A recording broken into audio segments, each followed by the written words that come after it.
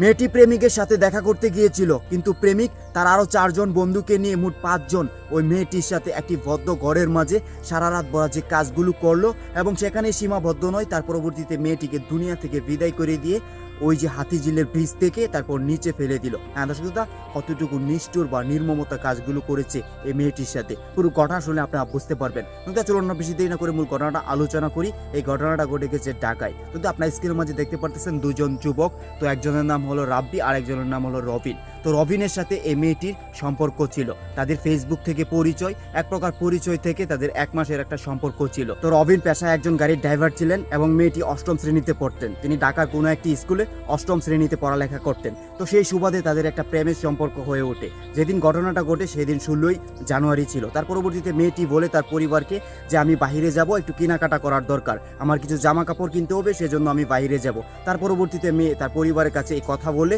তারপর তিনি বাড়ি থেকে বের হয়ে যায় এবং বের হয়ে তিনি জামা কাপড় কিনতে যায়নি, তিনি যায় তার প্রেমিকের সাথে দেখা করতে। তিনি তার কথা মতোই প্রেমিকের বাসায় যায় বা প্রেমিকের কাছে যায় এবং যাওয়ার পরবর্তীতে প্রেমিক রবিন কি করলো, এই মেয়েকে নিয়ে রাব্বির বাসায়, তার বন্ধু রাব্বির বাসায় চলে গেল। সেখানে রাব্বি ছিল এবং আরও 4 জন যুবক ছিল। তার পরবর্তীতে মেয়েকে নিয়ে একটি রুমের মাঝে তারা 5 জন যুবক মিলে চলে যায়। তার পরবর্তীতে মেয়ে আসলে বিষয়টা বুঝতেছে না যে আমি প্রেম করি বা সম্পর্ক করি একজনের সাথে, কিন্তু এখানে দেখতে পারতেছি 5 জন যুবক, তবু কি রুমের দরজা বন্ধ করে ফেলেছে। তার পরবর্তীতে মেয়েটা আসলে এমন তেমন কিছু বুঝতে পারতেছিল না। তার পরবর্তীতে প্রেমিক সহ আরও 4 জন যুবক, মোট 5 জন মিলে ওই মেয়েটির কাছে যায় এবং যাওয়ার পরবর্তীতে আপনারা বুঝতেই পারতেছেন ওই মেয়েটির সাথে একে একে 5 জন যুবক মিলেই জোরপূর্বক, হ্যাঁ আপনারা যেটা ভাবতেছেন সেটাই, ওই মেয়েটির সাথে ওই কাজগুলো করে। এক প্রকার যখন মেয়েটি তাদের কাছে হাত জোর করে অনুরোধ করতেছিল, কিন্তু ঘাতক 5 জন কিন্তু মেয়েটির কথা শুনেনি, তারা তাদের মনে গুলো পূরণ করে। এক প্রকার যখন মেয়েটি তাদের কাছে অনুরোধ চাইতেছিল, মাপ চাইতেছিল, কিন্তু তার পরবর্তীতেও মেয়েটিকে তারা মাপ করে না। তার পরবর্তীতে মেয়েটি চিৎকার ফেরে বলতেছিল যে আমি বাহিরে গেলে সবার কথা বলে দিব, তোমরা আমার সাথে কি কি করেছো আমি সবার কথাই বলে দিব। তার পরবর্তীতে তারা 5 জন মিলে চিন্তা ভাবনা করলো যে হ্যাঁ, মেয়েটি যদি বাহিরে যায় তাহলে তো আমাদের নাম বলে দিবে বা আমরা মেয়েটির সাথে যা যা করেছি সব কিছু বলে দিবে, তার পরবর্তীতে তো আমাদের জেল হয়ে যাবে। আর সেই জন্য তারা চিন্তা ভাবনা করলো মেয়েটিকে দুনিয়া থেকে বিদায় করে দিবে। হ্যাঁ, তাদের চিন্তা ভাবনাটাই তারা বহাল রাখলো, তারা মেয়েটিকে কোনো কিছুর মাধ্যমে দুনিয়া থেকে বিদায় করে দিল। এবং এখানেই শেষ নয়, তার পরবর্তীতে মেয়েটিকে একটি প্লাস্টিকের বস্তার মাঝে ভরে এবং ভরার পরবর্তীতে রিকশায় করে বা গাড়িতে করে হাতিঝিল ব্রিজে নিয়ে গেল এবং ব্রিজে নিয়ে যাওয়ার পরবর্তীতে রাত 3টা বাজে। তখন সেই 3টার সময় মেয়েটিকে ওই ব্রিজ থেকে পানিতে ফেলে দেয় এবং পানিতে ফেলে দেওয়ার পরবর্তীতে তারা মনে করেছে যে আমরা যে কাজটা করেছি এটা আসলে কেউ জানবে না, পৃথিবীর মানুষ কেউ জানবে না। তার পরবর্তীতে তারা নিশ্চিন্তিলা বাহিরে ঘোরাঘুরি করতেছিল, ঢাকা শহরে ঘোরাঘুরি করতেছিল।